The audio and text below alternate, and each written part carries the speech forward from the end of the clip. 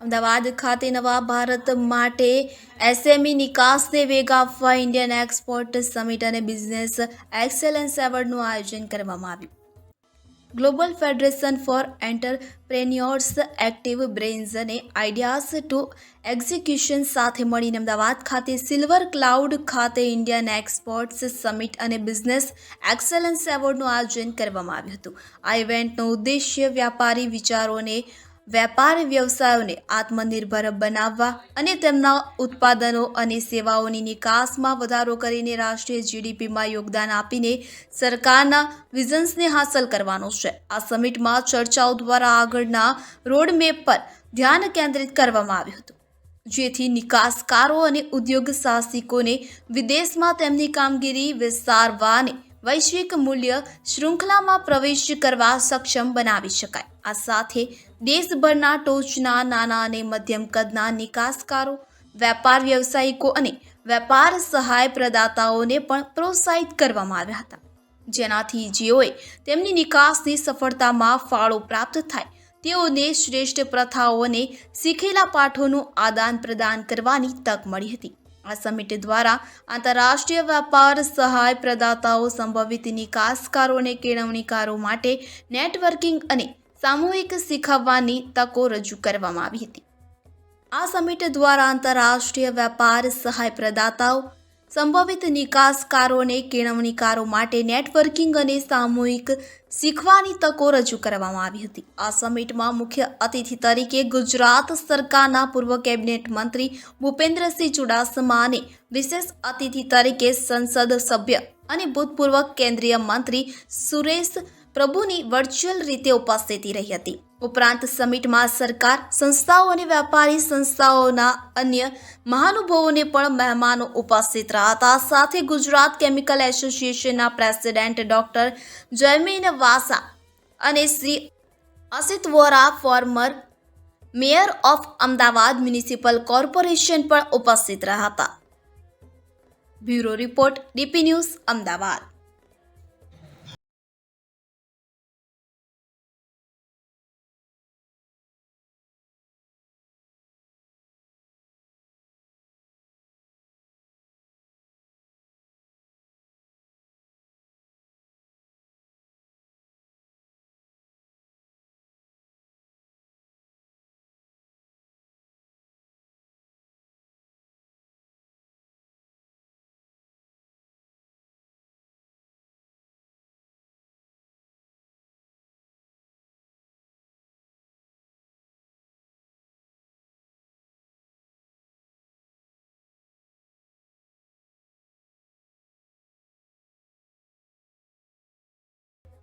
Mayor of Ahmedabad municipal corporation પણ ઉપસ્થિત રહ્યા હતા. Bureau report, DP news, Ahmedabad. I'm the chief representative of the Netherlands Government Trade Office in India. We have two trade offices. One is in Ahmedabad and one is in Hyderabad, and I'm responsible for both those offices.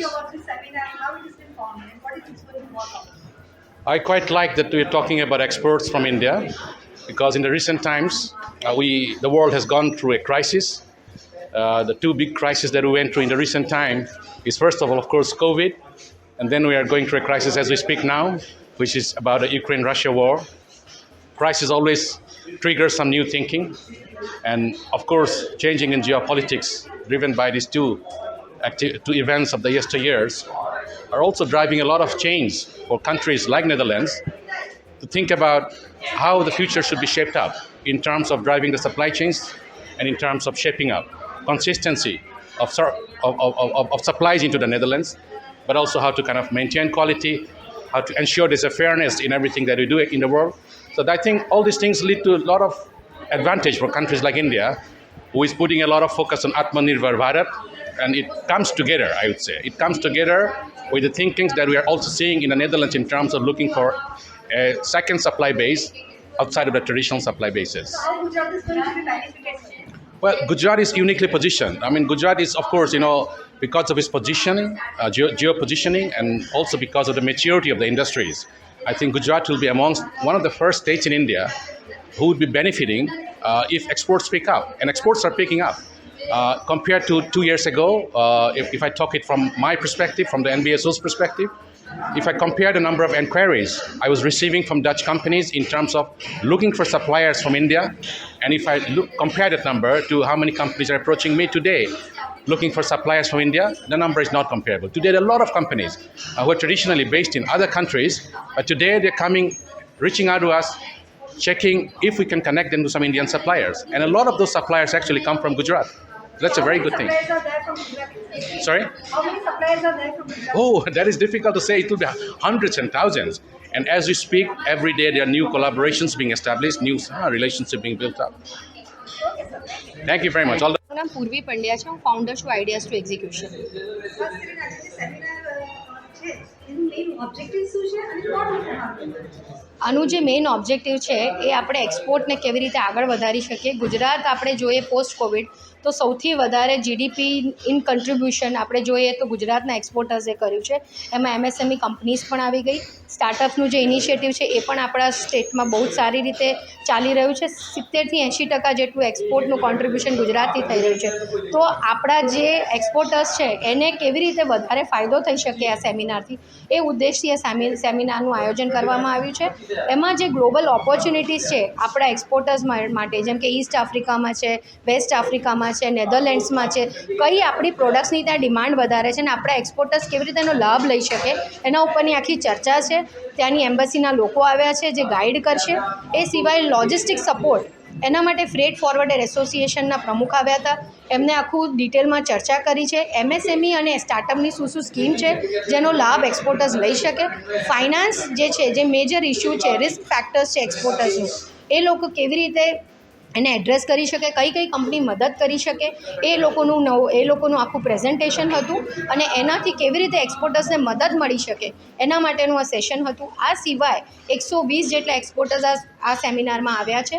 એ સિવાય 5000 જેટલા exporters છે જે live આ session જોઈ રહ્યા છે YouTube પર અને ફેસબુક લાઈવ પર, અને એ લોકો એમના પ્રશ્નો પણ આ સેમિનારમાં પૂછી રહ્યા છે, જેનું અમે બને એટલું એમનો પ્રશ્નનો જવાબ આપી શકીએ અને મદદ કરી શકીએ. મહિલાઓ કેટલી એન્ટરપ્રેન્યોર્સ આમાં ભાગ લે? મહિલા એન્ટરપ્રેન્યોર્સ બી ઘણી છે, પણ થોડું કન્સર્ન એ છે કે મહિલા એક્સપોર્ટર્સ ઘણી ઓછી છે આપણે ગુજરાતમાં. તો એમને કેવી રીતે પ્રોત્સાહન મળી શકે, આપણે વિમેન એન્ટરપ્રેન્યોરશિપ કેવી રીતે વધારી શકીએ, એના પરનું મેઇન ફોકસ છે આપણું. આ વિષય ઉપર એક દિવસનો સેમિનાર એનું આયોજન કરવા બદલ ગ્લોબલ ફેડરેશન ઓફ એન્ટરપ્રેન્યોર્સ ને હું ખૂબ ખૂબ અભિનંદન આપું છું.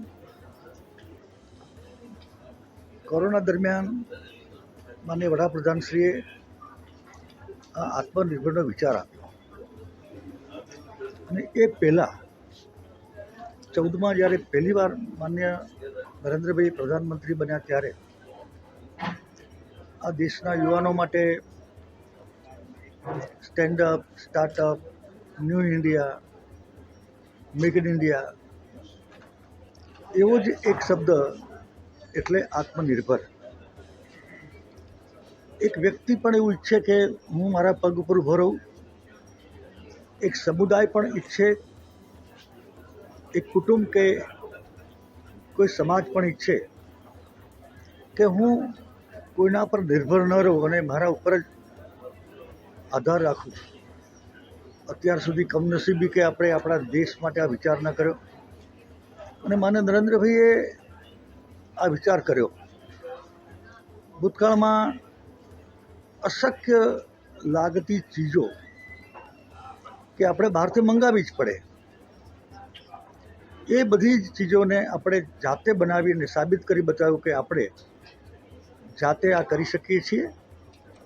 દાખલા તરીકે વેક્સિન આપણે બનાવ્યું કોરોનામાં, પીપીઈ એક પણ નહોતું બનાવ્યું અને બહારથી લાવતા હતા, એ આપણે બનાવ્યું. અને નાની બાબત, ફટાકડા ચાઇનાથી આવે, રમકડા ચાઇનાથી આવે, દીવડા ચાઇનાથી આવે. આ બાબત 125-30 કરોડના દેશના યુવાનો માટે પણ એક ચિંતાનો વિષય હતો કે વાય નોટ વી. અને એટલા માટે માનનીય નરેન્દ્રભાઈએ આ આત્મનિર્ભરનો વિચાર કર્યો અને આત્મનિર્ભર આ દેશ તો એની ઇકોનોમી, રોજગારી એ બધી બાબતોમાં આપણે છેલ્લા 3-4 વર્ષમાં જોઈ રહ્યા છીએ કે આગામી દિવસો માટેનો પાયો આ આત્મનિર્ભર એક જ કાર્યક્રમને કામ ઉપર આવતા 25 વર્ષનો પાયો નાની નાની બાબતોથી લઈને મોટી બાબત સુધી શસ્ત્રો બહારથી મંગાવવામાં આવતા હતા. આજે માત્ર 2-3 વર્ષના જ આ નિર્ણય પછી આપણે 70% શસ્ત્રો बुलेट प्रूफ जैकेट आपने क्यारे बनाए. वो national stock exchange of India limited के ऐसे ही एक 5 या 6 प्लेटफॉर्म है जो एज एन एमएसएमई हमारे लिए अपने बिजनेस को नेक्स्ट लेवल के ग्रोथ के लिए बहुत ही जरूरी कर सकते हैं.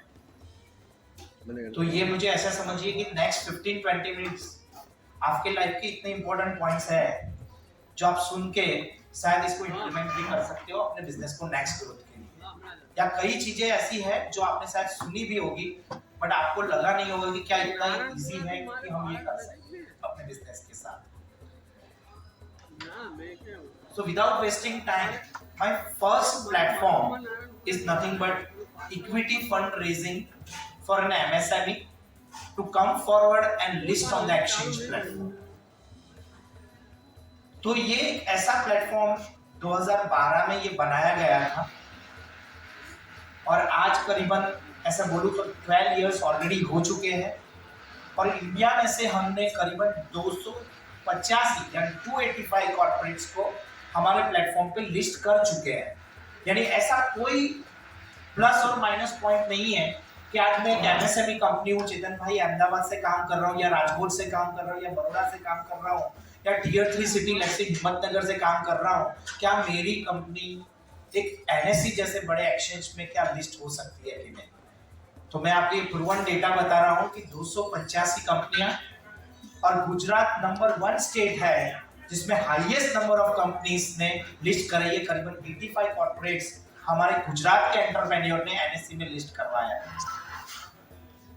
लिस्टिंग मीन्स क्या, कैपिटल मार्केट मीन्स क्या, वो मेरे ख्याल से बहुत लोगों